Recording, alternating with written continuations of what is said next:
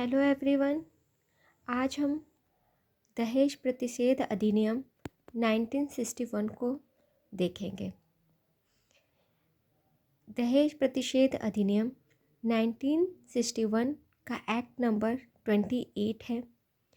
यह 20 मई 1961 से लागू है। चलिए इसका इंडेक्स देखते हैं। दहेज प्रतिषेध अधिनियम में टोटल 10 सेक्शन हैं।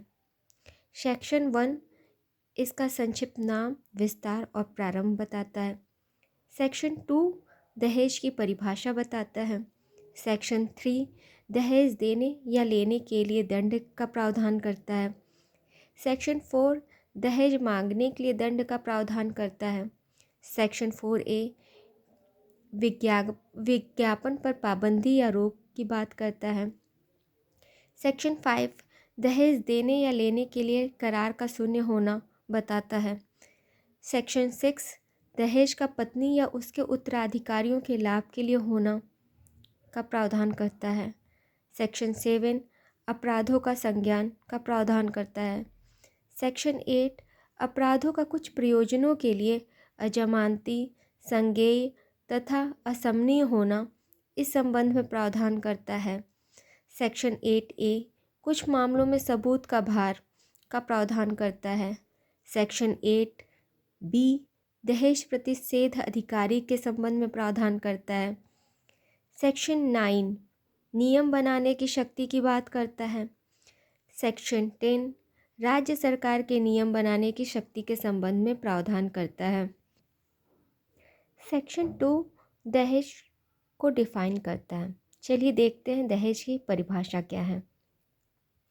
इस अधिनियम में दहेज का तात्पर्य है विवाह के एक पक्ष द्वारा दूसरे पक्ष के लिए या विवाह के किसी पक्ष के माता पिता या अन्य व्यक्ति द्वारा विवाह के दूसरे पक्ष या किसी अन्य व्यक्ति के लिए विवाह करने के संबंध में, विवाह के समय, विवाह के पूर्व या विवाह के पश्चात किसी समय प्रत्यक्ष या परोक्ष रूप से दी जाने वाली या देने के लिए प्रतिज्ञा की गई किसी संपत्ति से या मूल्यवान प्रतिभूति से है, किंतु इसमें मेहर की राशि सम्मिलित नहीं होगी। अर्थात उन व्यक्तियों पर जिन पर मुस्लिम पर्सनल लॉ लागू होता है उनके मामले में मेहर की राशि दहेज नहीं मानी जाएगी। सेक्शन 3 दहेज देने या लेने के लिए शास्ति। इस अधिनियम के प्रारंभ होने के पश्चात जो कोई दहेज देता है या दहेज लेता है या दहेज लेने या देने को दुष्प्रेरित करता है, वह ऐसी अवधि के कारावास से जो 5 वर्ष तक की होगी और 15,000 रुपये या ऐसे दहेज की रकम जो भी अधिक हो के जुर्माने से दंडित किया जा सकेगा। परंतु न्यायालय निर्णय में अभिलिखित किए गए यथोचित व विशेष कारणों से 5 वर्ष की कम अवधि के कारावास का दंड अधिरोपित कर सकेगा। सेक्शन 3 का एक्सेप्शन है। सेक्शन 3 सब सेक्शन 1 का अपवाद सेक्शन 3 सब सेक्शन 2 में दिया गया है, जिसके अनुसार ए है इसमें विवाह के समय वधू को दी गई स्वैच्छिक भेंट को दहेज देना या दहेज मांगना नहीं माना जाएगा। इसी प्रकार विवाह के समय वर को दी गई स्वैच्छिक भेंट को भी दहेज देना या दहेज मांगना नहीं माना जाएगा।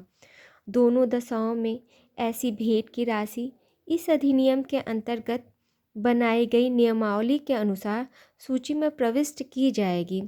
ऐसे भेंट की राशि रूढ़िगत प्रकृति के रूप में होगी और ऐसे भेंट की वस्तु का मूल्य भेंटकर्ता की वित्तीय हैसियत के अनुसार ही होगा, अत्यधिक नहीं होगा। इसी प्रकार सेक्शन 4 दहेज मांगने के लिए दंड के बारे में प्रावधान करता है। सेक्शन 4 कहता है कि जो कोई व्यक्ति प्रत्यक्ष रूप से या अप्रत्यक्ष रूप से वर या वधू के माता पिता से या अन्य रिश्तेदारों से या पालक से दहेज मांगता है तो वह कारावास से जिसकी अवधि 6 माह से कम नहीं होगी किंतु जो 2 वर्ष तक की हो सकेगी और जुर्माने से जो 10,000 रुपये तक का हो सकेगा दंडनीय होगा। इसी प्रकार सेक्शन 4A विज्ञापन पे रोक का प्रावधान करता है। सेक्शन 4A वर्ष 1984 में जोड़ा गया, जिसके अनुसार यदि कोई व्यक्ति अपने पुत्र या पुत्री के विवाह के उपलक्ष्य में यदि अपने कारोबार में कोई अंश या कोई धन या कोई संपत्ति में कोई अंश देने का विज्ञापन प्रकाशित करता है तो इसे दंडनीय अपराध बनाया गया है और ऐसे मामले में न्यूनतम 6 माह, अधिकतम 5 वर्ष या 15,000 रुपये जुर्माने का प्रावधान है। न्यायालय यथोचित कारण दर्शाते हुए 6 माह से कम अवधि का कारावास अधिरोपित कर सकता है। सेक्शन 5 दहेज लेने व दहेज देने के करारों को शून्य घोषित करती है। सेक्शन 6 कहता है कि यदि कोई दहेज पत्नी या उसके उत्तराधिकारियों के लाभ के लिए लिया जाता है तो वह दहेज लेने वाला व्यक्ति दहेज की राशि को उस स्त्री या उसके उत्तराधिकारियों को वापस कर देगा। ऐसा न करना इस अधिनियम में दंडनीय अपराध है। दहेज लेने वाला व्यक्ति उस धनराशि को न्यासी की भांति स्त्री के कल्याण के लिए धारण करता है। यह वीर बहादुर वर्सेस मुदम्मा AIR 1975 के वाद में अभी निर्धारित किया गया था। सेक्शन 7 कहता है कि दहेज से संबंधित अपराधों के संज्ञान के बारे में उपबंध किया गया है, जिसके अनुसार इस अपराध से पीड़ित व्यक्ति को अभियोजन से मुक्ति प्रदान की गई है। इस अधिनियम के अधीन दंडनीय अपराधों का विचारण महानगर मजिस्ट्रेट या प्रथम वर्ग के न्यायिक मजिस्ट्रेट से अवर न्यायालय द्वारा नहीं किया जाएगा। इस अधिनियम के अधीन दंडनीय अपराध का संज्ञान स्वयं के ज्ञान, पुलिस रिपोर्ट, व्यथित व्यक्ति या उसके माता पिता या अन्य रिश्तेदार या मान्यता प्राप्त कल्याण संस्थान या संगठन के परिवार पे ही किया जाएगा।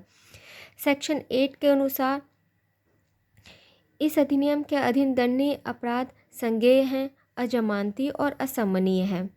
सेक्शन 8A वर्ष 1986 में जोड़ी गई, जिसके अनुसार सेक्शन 3 अथवा सेक्शन 4 के अधीन दंडनीय अपराध में अपने को निर्दोष साबित करने का भार अभियुक्त पर डाला गया है। सेक्शन 8B इस अधिनियम के प्रावधानों का पालन कराने के लिए व अपराधों के निवारण करने के लिए राज्य सरकार दहेज प्रतिषेध अधिकारी की नियुक्ति कर सकेगी तथा उनका कार्य यह देखना है कि इस अधिनियम के प्रावधानों का पालन हो रहा है कि नहीं हो रहा है। उनका कार्य अभियोजन के लिए साक्ष्य एकत्र करने में सहयोग प्रदान करना है।